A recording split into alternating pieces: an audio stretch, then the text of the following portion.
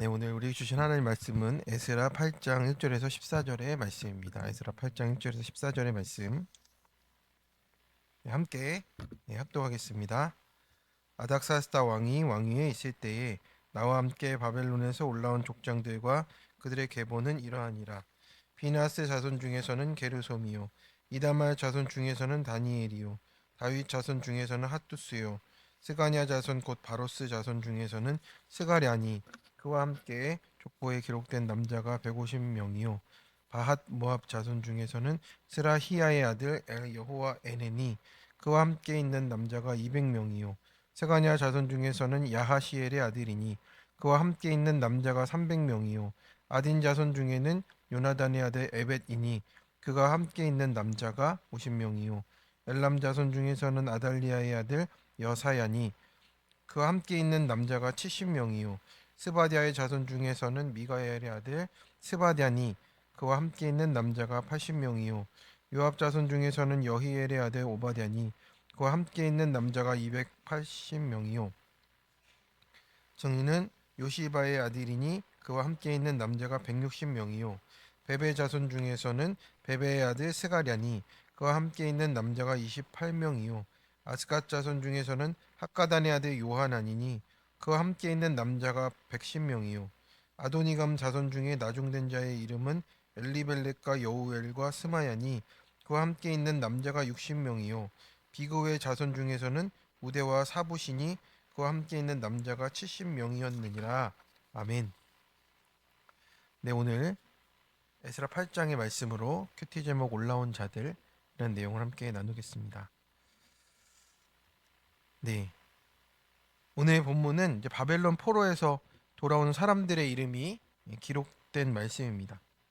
그래서 성경에서 이제 이렇게 이름이 기록되었다는 것은 하나님 앞에 기억된 인생이다, 또 우리가 구속사에 참여한 인생이다라는 것을 우리가 계속 묵상하며 가게 되었습니다. 시대적으로 우리가 좀, 제가 에스라를 보니까 좀 그 정리가 안 되실 것 같아서 잠깐 정리를 해드리겠습니다. 이게 에스라의 첫 부분에는 이제 스룹바벨이 이제 기원전 538년에 올라와서 이제 성전을 짓자고 한 거예요. 그래서 이제 한 16년간을 못 짓고 있다가 이제 학개와 스가랴가 이제 회개와 또 이제 사람들을 독려해서 말씀으로 독려해서 이제 520년 부근에 이제 다시 짓기 시작해서 기원전 516년에 이제 성전을 짓는 거예요. 이제 그게 이제 앞부분이었고, 이제 에스라가 다시 돌아왔잖아요.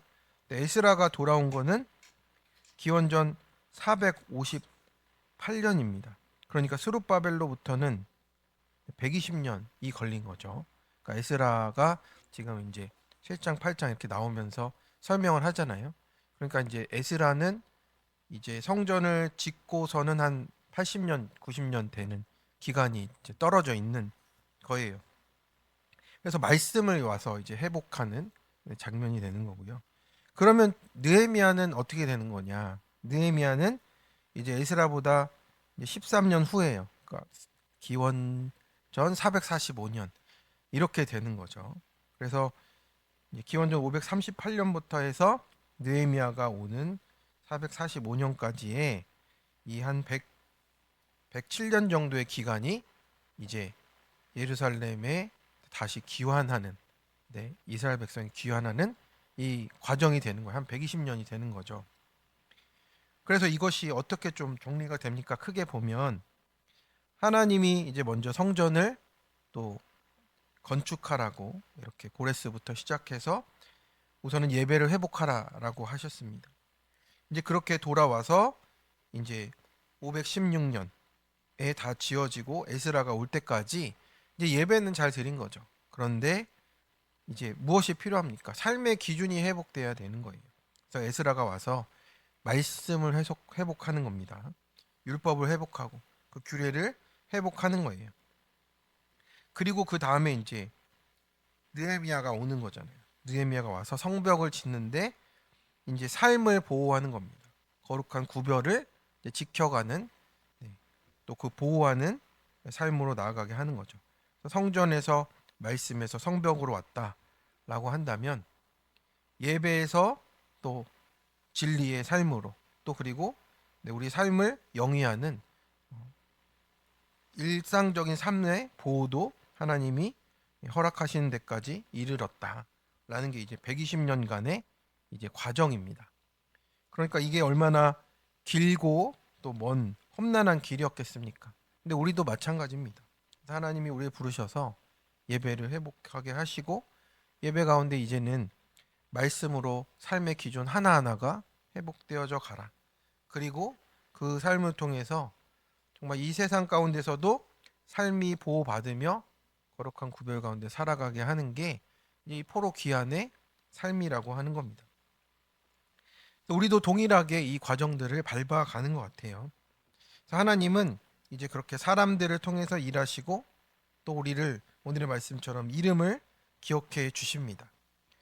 그렇게 구속사는 이름 없는 군중이 아니라 이름 불린 한 사람의 순종으로 하나하나 이뤄가라고 지금 하고 계신 거예요. 그래서 오늘 본문은 올라온 자들이라고 이렇게 표현이 되어 있잖아요. 그래서 이것은 단순한 귀환이 아니고 하나님께 방향을 돌린 인생이다 라는 것을 말씀해 주는 겁니다. 그래서 구속사는 환경이 바뀌는 게 아니고 방향이 바뀌는 거라시는 것을 우리가 계속 보게 되는 거죠. 그래서 오늘 말씀을 통해서 하나님께 올라가는 인생이 무엇인지를 띵크해 보려고 합니다. 회복을 위해서 첫 번째로 회복을 위해 함께 올라가야 됩니다. 1절에 보면 바벨론에 나와 함께 올라온 자들의 족보라고 이렇게 계보라고 이렇게 말합니다. 나와 함께라는 표현이 중요하죠. 에스라는 혼자 가지 않았습니다. 공동체와 함께 올라간 거예요. 2절에는 비느하스 자손, 또 다윗의 자손, 또 이다말의 자손 이렇게 언급이 되는데 이런 것들이 하나님의 뜻 가운데 있다라고 하는 겁니다. 여기서 올라갔다라고 하는 이 알라라는 표현은 뭐예요? 하나님께 나아가는 영적인 상승을 뜻하는 겁니다. 그러니까 우리가 바벨론에서 예루살렘으로 가는 길은 지리적으로 험하고 위험합니다. 한 120일이 걸려요. 4개월이 걸리는 길입니다. 강도도 많고 생명의 위협도 있습니다.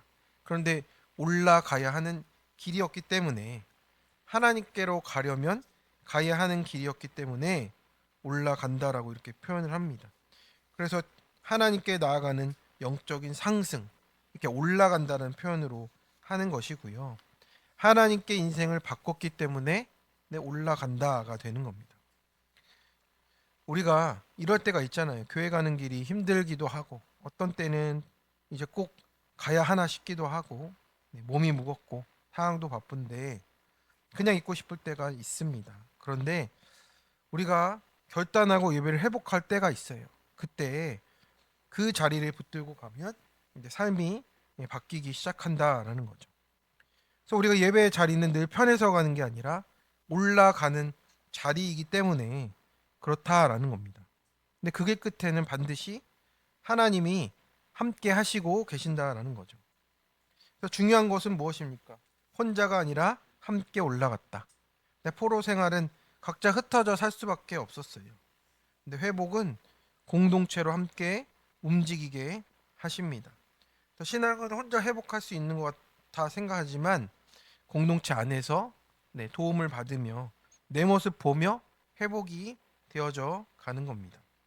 그래서 오늘 제가 아침에 잠깐 TV를 틀었는데 어떤 그 이렇게 세상에 이런 일이 같은 프로그램이었어요. 근데 어떤 할머니 분이 나이 드신 분이 이제 계속 유모차 끌고 혼자 이렇게 돌아다니시는 분을 이렇게 비춰주는 거였거든요.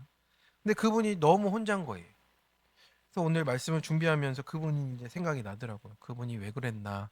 근데 이제 TV에 잠깐 보니까 어머니가 돌아가실 때 너무 외롭고 이렇게 필요한 또 재정이 없고 하면서 제대로 이렇게 위로를 받지 못하고 또 치료도 받지 못하고 돌아가시니까 그때부터 이분이 마음이 완전히 무너졌더라고요.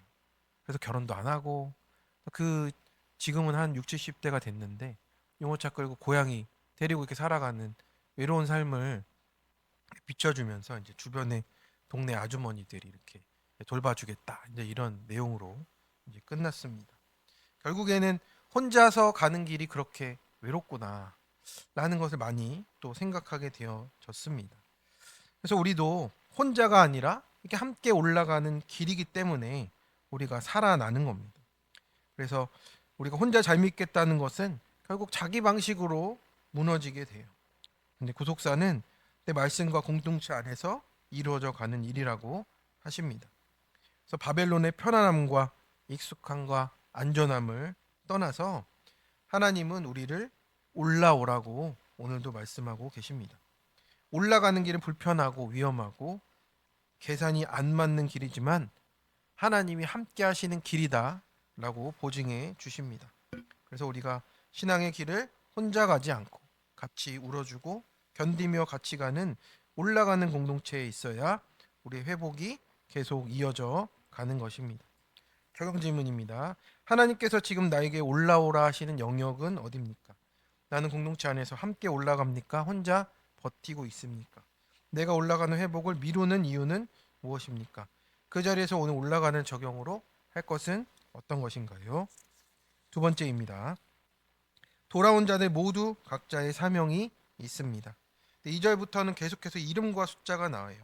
2절에 보면 제사장 계보와 두 가문과 다윗 왕족의 귀한 자 이름이 나오고 있는 겁니다. 이것이 거룩과 통치의 회복이 준비되는 거잖아요. 제사장의 가문, 또 다윗 왕조의 가문, 이 모두 올라와서 자신들이 해야 될 일이 있습니다. 그것을 감당하도록 다 불렀어요. 3절부터는 또 어떻습니까? 3절부터 나오는 이름들을 살펴보면 각기 다른 가문, 다른 숫자들을 보여줍니다. 근데 이 이름들의 뜻을 한번 살펴보면 이제 묵상이 되더라고요. 스가냐는 여호와께서 기억하신다 이고요. 엘리에셀은 하나님은 나의 도움이란 뜻이고, 여히엘은 하나님은 살아계신다 이고, 오바댜는 여호와의 종이라는 뜻이고, 이렇게 이름들만 들어도 그 사람들이 올라와서 또 하나님의 일을 감당하며 가야 된다라는 표징이 됩니다. 그래서 이 명단을 또 묵상할 때 우리가 또 하나 중요한 것은 하나님이 이 이름들을 기록하신 이유입니다. 이렇게 구속사는 특별한 몇 사람이 아니라 부르심 받은 모든 사람이 함께 이루어져 가는 이야기라고 말씀하는 겁니다. 한 사람도 빠짐없이 그 이름만큼의 사명들이 있다라는 뜻이에요. 어떤 가문은 수백 명이 올라왔고 어떤 가문은 몇 명이 안 돼요.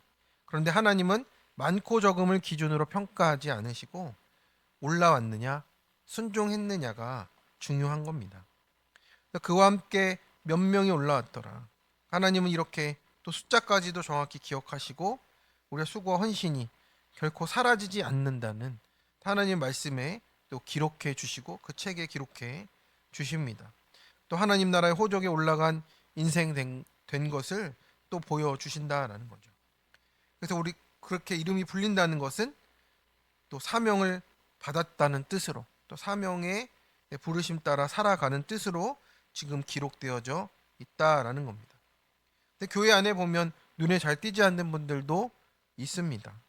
그런데 하나님 나라는 그렇게 스타의 몇 명으로 이루어지는 게 아니고 이름 없어도 말씀에 순종하며 가는 사람들로 세워져 가는 겁니다.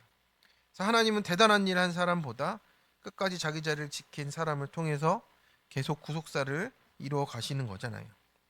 우리 청년 큐티의 간증입니다. 영유아기 때부터 이제 작았대요. 그래서 어렸을 때 장이 또 늘어붙어 가지고 맹장을 수술하기도 하고 키도 몸도 왜소한 친구였답니다. 그래서 인정받으려면 이제는 나는 모범생밖에 없구나 이런 생각이 들면서 이제 완벽주의와 강박에 이제 빠졌대요. 그래서 운동도 그러니까 무릎뼈가 튀어나올 정도로 운동을 했대요. 참 그래서 자기가 인정 중독이었음을 지금 깨닫는다고. 그래서 사교육이 없이 서울에 있는 대학교에 갔고 대학에서도 좋은 학점 받고 노력하면 다 된다라는 자만이 이제 생겼답니다. 그러니까 무슨 일을 하든 잘 될 거야라는 이제 야망 있는 사람이 되어서 바벨론에서의 성공을 꿈꾸며 살아갔습니다. 그러다가 이제 취업난에 이제 도망치듯이 대학원을 가게 되었습니다. 그런데 그곳에서 석사 2년 중에 연구 주제도 2년 동안 정하지도 못하고 자퇴할까 도망갈까 계속 그렇게 꿈만 꾸었답니다. 도저히 바꿀 수 없고 이제 방법이 없을 때 나의 교만한 모습이 보이게 되었고 그때 이제 공동체에 나누고 양육받고 또 권면받고 하는 덕에 도망치지 않고 버티게 하셔서 겨우 졸업을 하게 되었다라고 합니다. 대학원 졸업 후에는 연구는 쳐다보기도 싫었는데 하나님께서 내가 여전히 교만하기 때문에 연구직으로 보내셔서 낮아지게 하신 것을 보게 된다고. 겸손한 환경이 있기에 예배의 자리로 붙어가는 내 모습임을 인정하며 가게 된다라고 합니다. 참 이 친구도 앞에서는 참 모두 대단했잖아요. 모든 걸 다 잘하고 또 운동도 열심히 하고 공부도 잘하는 친구였는데 자신의 한계 상황 속에서 이제 하나님께서 올라오라고 하시는 그 자리로 가는 것 같습니다. 이 친구도 어떻습니까? 내 자리가 작아 보이는 거잖아요. 내가 이것밖에 안 되는 사람이냐 하는 마음인 것 같습니다. 그런데 하나님이 지금 그 형제에게 그 자리를 통해서 일하시는 것을 보게 하시는 것 같아요. 문제는 우리가 비교하는 마음이 들 때잖아요. 나는 왜 이것밖에 안 되었냐? 나도 이렇게 노력했는데 또 우리가 신앙의 자리에서도 그렇잖아요. 내가 열심히 이렇게 주님께 헌신하며 드려졌는데 왜 이런 결과가 났느냐? 이런 마음이 들 때가 있습니다. 그런데 그것이 우리를 속이는 거죠. 그 순간에 우리가 사명을 놓치게 되는 거예요. 하나님은 똑같은 사명을 우리에게 다 맡기신 것이 아니라 각 사람에게 각자 맡기셨습니다. 그래서 중요한 것이 하나님 부르신 곳에 올라와서 그 자리에서 지키며 가는 것. 또 하나님은 그 자리에서 이름 없이 우리가 사는 것 같아도 하나님이 그 모든 것을 그 이름을 알고 계시고 그 사명을 향해 나아가는 우리를 보고 계실 줄로 믿습니다. 그래서 오늘 말씀은 이것입니다. 나는 올라온 자냐 또 공동체와 함께 가고 있느냐 맡겨진 사명에서 주님께 어떻게 기쁘게 드리고 있느냐를 살펴보시기를 바랍니다. 이 질문 앞에서 우리 모두 이름이 기억되고 하나님께 올라오는 자 되기를 간절히 축원합니다. 적용 질문입니다. 하나님께서 내 이름을 아시고 불러주셨던 은혜의 때는 언제입니까? 지금 내가 놓은 환경이 나를 부르시고 맡기신 자리임을 인정하십니까? 마지못해 살거나 다른 사람과 비교하지 않습니까? 크게 드러나지 않아도 오늘 한 걸음 순종하며 하나님의 기쁨에 참여합니까? 우리 함께 기도하겠습니다. 하나님 아버지, 오늘도 우리에게 하나님이 있는 곳으로, 하나님이 계신 곳으로 올라오라고 우리에게 말씀해 주셔서 감사를 드립니다. 우리가 바벨론 같은 편안함과 안락함을 붙들고 올라가기를 미루었던 것을 우리의 모습을 보게 됩니다.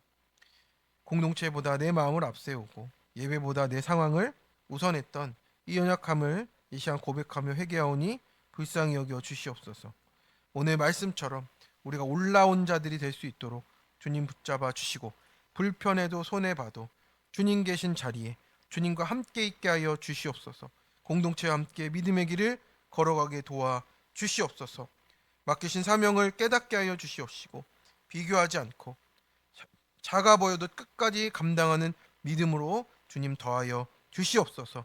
그래서 우리가 교회와 함께 올라가는 공동체, 예배가 살아나고 말씀이 중심이 되고 삶의 거룩한 경계가 세워지는 참된 회복으로 나아가는 우리 모든 부르신 교회와 성도들 다 되게 도와 주시옵소서. 우리의 모든 말씀 우리 주 예수 그리스도의 이름으로 간절히 기도드립니다. 아멘. 우리